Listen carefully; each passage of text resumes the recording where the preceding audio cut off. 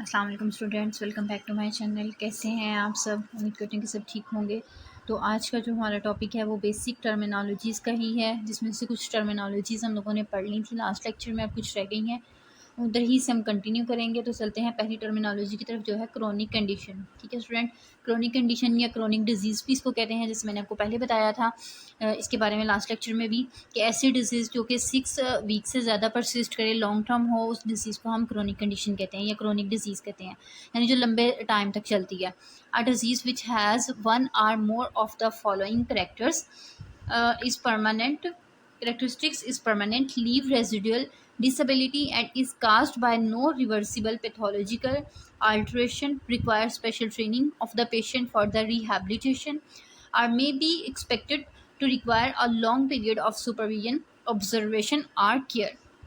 Simple word में जैसे student आपको बताया कि जो कि लॉन्ग टाइम तक चलने वाली है, लेकिन डेफिनेशन के अकॉर्डिंग ये क्या कह रहा है कि ऐसी डिजीज़ जिसके अंदर ऐसी खसूसियात हों जो कि यहाँ पे डिस्कस की गई हों, इज़ परमानेंट, यानी कि वो उस पेशेंट के साथ परमानेंटली अटैच हो जाए, ठीक है, लाइफ टाइम अटैच हो जाए। लीव्स रेजिडुअल डिसेबिलिटी, उसकी बॉडी के ऊपर कोई ना कोई जो है वो डिसएबिलिटी प्रोड्यूस करे, ठीक है, एक परमानेंट हो, डिसेबिलिटी यानी कोई भी माजूरी पैदा कर दे, और and is caused by no reversible pathological alteration, और उसकी वजह से जो बॉडी के अंदर, पैथोलॉजी बोलते हैं डिजीज़ को, जो भी बॉडी के अंदर जो है फंक्शन ख़राब हो जाता है, नॉर्मल फंक्शन जो है स्टूडेंट वो फिजियोलॉजी कहलाता है, फिजियोलॉजिकल होता है, और पैथोलॉजिकल जो है क्या होता है कि जब कोई नॉर्मल फंक्शन जो है वो ऑल्टर हो जाता है, चेंज हो जाता है। तो पैथोलॉजिकल जो फंक्शन हुआ है वो रिवर्सिबल ना हो, यानी कि वो वापस से नॉर्मल कंडीशन की तरफ ना जा सकता हो। Require special training of the patient for rehabilitation, और पेशेंट की बेहतरी के लिए उसको स्पेशल ट्रेनिंग की ज़रूरत होती है, स्पेशल अटेंशन की ज़रूरत होती है। May be expected to require a long period of the supervision, कि उसको एक लंबे टाइम तक जो है वो सुपरविजन में रहना पड़ता है, ऑब्जर्वेशन में रहना पड़ता है, और उसको केयर चाहिए होती है। ऑब्जर्वेशन, सुपरविजन यानी कि निगरानी में, ठीक है, किसकी निगरानी में? डॉक्टर की निगरानी में उसको लंबे टाइम तक रहना पड़ता है, ठीक है। ये इसके कुछ फीचर्स थे। इन फीचर्स में से अगर कोई भी फीचर हो पेशेंट के साथ, तो वो जो है डिजीज़ के साथ वो जो कंडीशन होगी वो कहलाती है क्रोनिक कंडीशन। उसके बाद स्टूडेंट नेक्स्ट टर्मिनोलॉजी हमारे पास आ जाती है, वो आ जाती है जी कॉम्प्लिकेशन की। कॉम्प्लिकेशन स्टूडेंट हम कहते हैं कि अगर आम जुबान में बताती हूँ कि अगर कोई भी डिजीज़ जो है, ठीक है, वो बिगड़ जाती है, ठीक है, और उसकी वजह से एक हिस्सा तो अफेक्टेड था, लेकिन बाकी हिस्सों के ऊपर भी असरात आने लग पड़े हैं, दूसरी चीज़ों को भी वो अफेक्ट कर रही है, तो ये जो कंडीशन होती है ये क्या कहती है? कॉम्प्लिकेशन कहलाती है, ठीक है, पेचीदगी जिसे आम जुबान में कहते हैं कि एक बीमारी जो है वो बिगड़ गई है। तो अब इसको देख लेते हैं कि a medical condition that arise during a course of treatment. कहते हैं कि कॉम्प्लिकेशन क्या होती है कि एक ऐसी कंडीशन होती है जो कि अराइज होती है, अराइज का मतलब क्या है कि पैदा होती है, ठीक है, during a course of treatment, जब कोई एक बीमारी का इलाज चल रहा हो, and is expected to increase the length of stay, और वो क्या करे कि बीमारी का जो स्टे है, जो बीमारी की का टाइम है उसको बढ़ा दे, by at least 1 day for most patient, ठीक है, यानी कि क्या है कि वो समटाइम मतलब हॉस्पिटल में उसमें स्टे बन जाता है पेशेंट का, ठीक है, और उसकी वजह से जो है कम से कम अगर वो एक दिन भी पेशेंट का बढ़ा देती है, ठीक है, ऐसी कंडीशन जो कि पेचीदगी पैदा करे और पेशेंट को हॉस्पिटल जाना पड़े, एक दिन का ही बेशक उसको स्टे करना पड़े, तो इस तरह की जो कंडीशन होती है वो क्या कहलाती है? कॉम्प्लिकेशन कहलाती है। उसके बाद आ जाती है जी कंपाउंडिंग। कंपाउंडिंग स्टूडेंट बोलते हैं कि अगर किसी मेडिसिन को आप बनाते हैं, ठीक है, एक मेडिसिन पेशेंट को आप कोई प्रिस्क्रिप्शन बना के दे रहे हैं, ठीक है, और उसके अंदर जो है ना और भी मेडिसिन को ऐड करते हैं, एक टैबलेट के साथ दूसरे कोई सिरप वगैरह ऐड कर देते हैं, या उस टैबलेट को जो है वो आप कह लें कि पाउडर फॉर्म में कन्वर्ट करके दे रहे हैं, पीस के दे रहे हैं उसको, ठीक है, तो या फिर जो है वो आप उसको इंजेक्टेबल फॉर्म में दे रहे हैं। तो इस तरह से जब मेडिसिन प्रिपेयर करते हैं किसी एक सिंगल मेडिसिन से, तो इसको हम कंपाउंडिंग कहते हैं। The preparation and the supply of a single unit of a product intended for immediate use by the specific consumer. अब यहाँ पे ये बता रहा है कि आप प्रिपेयर करते हैं, बनाते हैं, and supply of a single unit of a product, और जो प्रोडक्ट का एक यूनिट है या एक मेडिसिन है वो आप उसको दे देते हैं, किस पर्पज़ के लिए? फॉर इमीडिएट यूज़, फ़ौरन से यूज़ करने के लिए, बाय अ स्पेसिफिक कंज्यूमर, किसी एक खास पेशेंट को, ठीक है। उसके बाद है जी कंटेनर। कंटेनर आम जुबान में हम किसी बॉटल को कहते हैं, जार को कहते हैं, ठीक है, जिसके अंदर मेडिसिन डाल के दी जाती है, ठीक है, वो चीज़ कंटेनर कहलाएगी। ठीक है। अब इसके और भी मल्टीपल यूजेस होते हैं कंटेनर के। अब देख लेते हैं यहाँ पे डेफिनेशन में क्या बता रहा है कि the material implied in the packing of the pharmaceutical product. अब कहते हैं कि फार्मास्यूटिकल प्रोडक्ट की पैकिंग के लिए जो हम मटेरियल यूज़ करते हैं, जो चीज़ यूज़ करते हैं, वो कंटेनर कहलाती है। Container include primary, secondary and transportation containers. अब कहते हैं कि जो ये कंटेनर्स की स्टूडेंट टाइप्स हैं, ठीक है, प्राइमरी कंटेनर, सेकेंडरी कंटेनर और ट्रांसपोर्टेशन कंटेनर्स। उसके बाद आ जाता है जो डिजीज़ आ जाता है। डिजीज़ कहते हैं a failure of the adaptive mechanism of an organism to counteract adequately, normally or appropriately to stimuli and stress to which the organism is subjected। अब कंडीशन स्टूडेंट डिजीज़ नॉर्मली किसे कहा जाता है? बीमारी को कहा जाता है।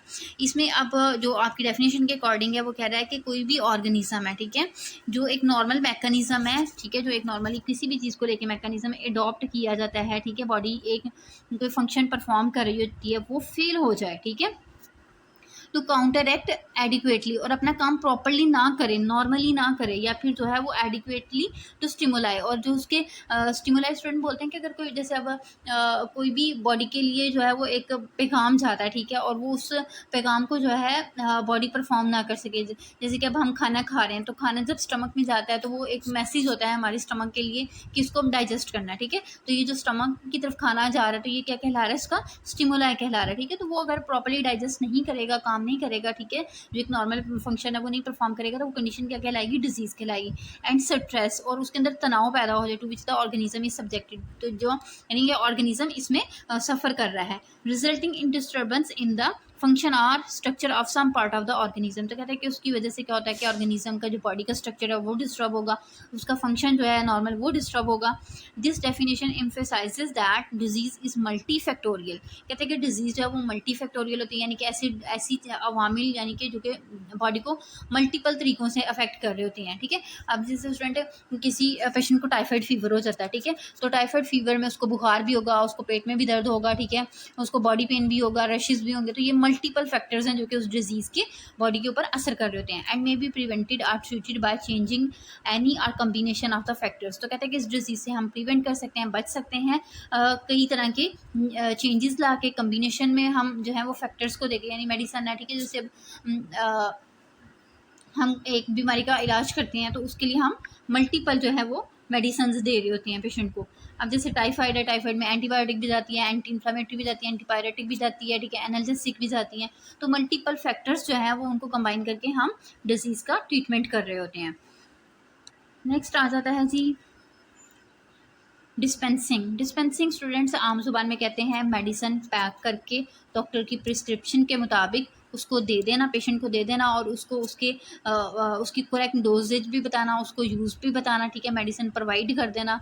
तो ये चीज़ होती है, क्या कहलाती है? डिस्पेंसिंग कहलाती है, ठीक है। और डिस्पेंसर का जो मेन ड्यूटी होती है वो भी यही होती है कि मेडिसिन प्रोवाइड करना डॉक्टर की प्रिस्क्रिप्शन के मुताबिक, जैसे जैसे डॉक्टर ने बोला है वैसे वैसे पेशेंट को समझा के मेडिसिन जो है वो आपने देनी है।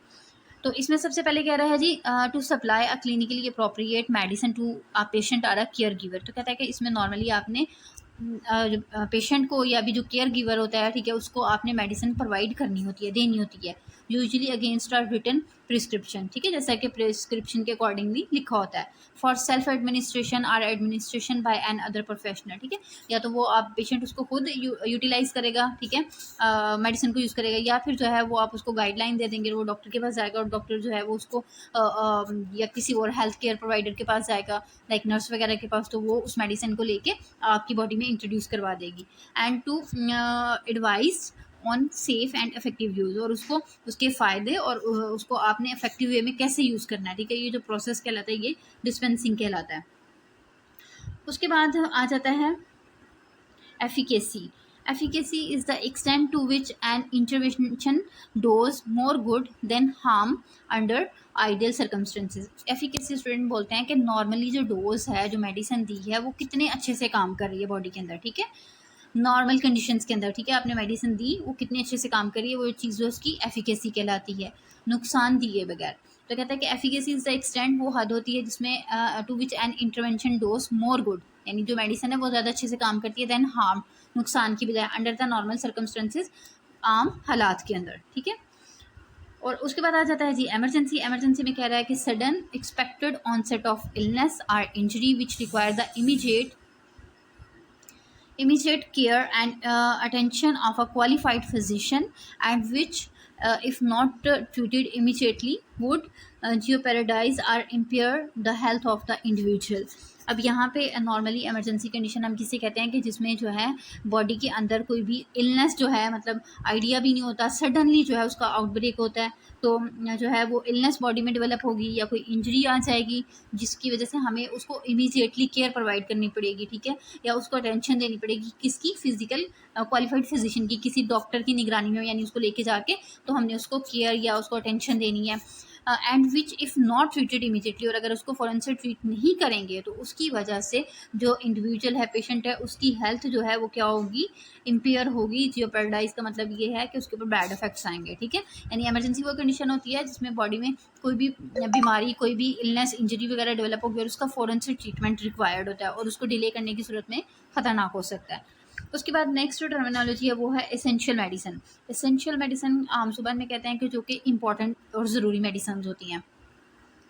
Essential medicine are those that certify the priority health care need of the population, ठीक है, यानी कि कोई भी एक पॉपुलेशन है, ठीक है, वहाँ पे जो हेल्थ के लिए जो ज़रूरी मेडिसन है, ठीक है, मतलब अगर अब हर पॉपुलेशन के अंदर आपको पता है कि आउटब्रेक बीमारियों का डिफरेंट तरह से होता है, कोई एक इलाका है वहाँ पे टाइफाइड होगा, कहीं पे मलेरिया होगा, ठीक है, कहीं पे डेंगू होगा, डिफरेंट बीमारियाँ डिफरेंट एरिया में अफेक्ट कर रही होती हैं और उस एरिया के लिहाज से जो मेडिसिन वहाँ के लिए ज़रूरी है वो जो मेडिसिन है वो क्या कहलाएगी, एसेंशियल मेडिसिन कहलाएगी। उसके बाद आ जाता है जी फिक्स डोज कम्बिनेशन, FDC भी कहते हैं इसको। अब इसमें क्या कह रहा है कि कम्बिनेशन ऑफ 2 और more active substances in fixed ratio of dosage, यानी कि कहता है कि इसके अंदर ये जो मेडिसिन होगी, प्रोडक्ट होगी, इसके अंदर जो है जितनी भी चीज़ों का कम्बिनेशन वो होगी तो वो उसके अंदर फिक्स्ड रेशो के अंदर होंगी, ठीक है, यानी डोज उसके अंदर होगी मेडिसिन 2 साल्ट का, 2 केमिकल का कम्बिनेशन है, तो वो अगर हम कहीं और किसी और कंपनी से भी उसको ब्रांड से परचेज करेंगे तो वो जो रेशो है उसी रेशो के साथ हमें मिक्स मिलेगी, ठीक है। तो इस तरह की जो मेडिसिन होती है उसको हम फिक्स डोज कम्बिनेशन कहते हैं। जनरल प्रैक्टिशनर आ जाता है, GPV को कहते हैं।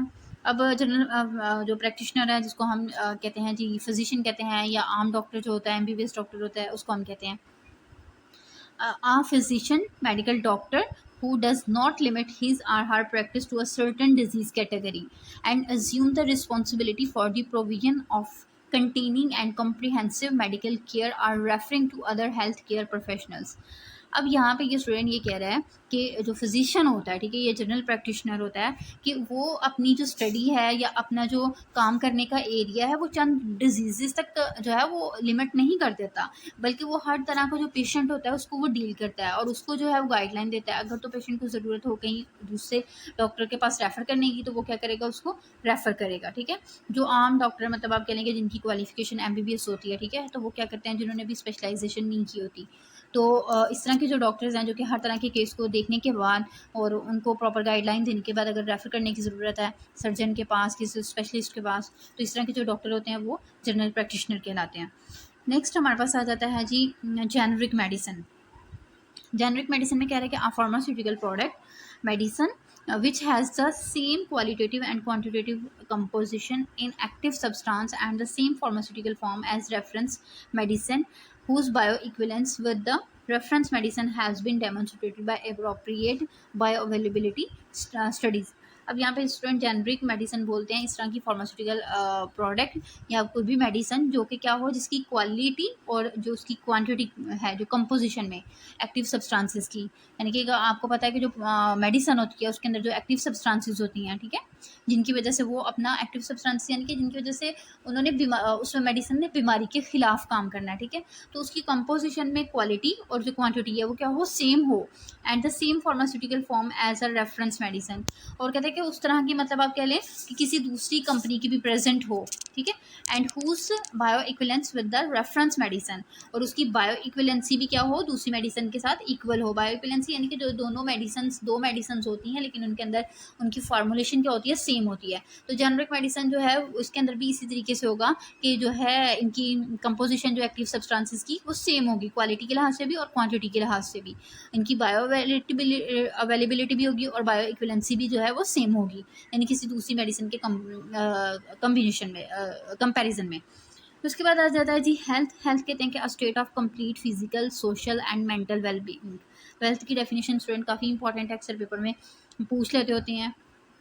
तो नॉर्मली हम सेहत किसे कहते हैं कि जिसमें हमारी बॉडी जो है वो फिजिकली, सोशली और मेंटली तौर पे जो है वो वेलबींग हो, अपनी सारे फंक्शंस को जो है वो नॉर्मली परफॉर्म कर रही हो। Not merely the absence of disease or infirmity, यानी किसी भी डिजीज़ की एब्सेंस में या इन्फर्मिनिटी, कोई भी माजूरी, कोई भी जो है वो बैड इफेक्ट ना हो हेल्थ के ऊपर, ठीक है, उसकी एब्सेंस में अगर बॉडी जो है वो मेंटली, सोशली और फिजिकली, जिस्मानी तौर पर, समाजी तौर पर और जहनी तौर पर अच्छे से काम कर रही है, तो वो कंडीशन क्या कहलाती है?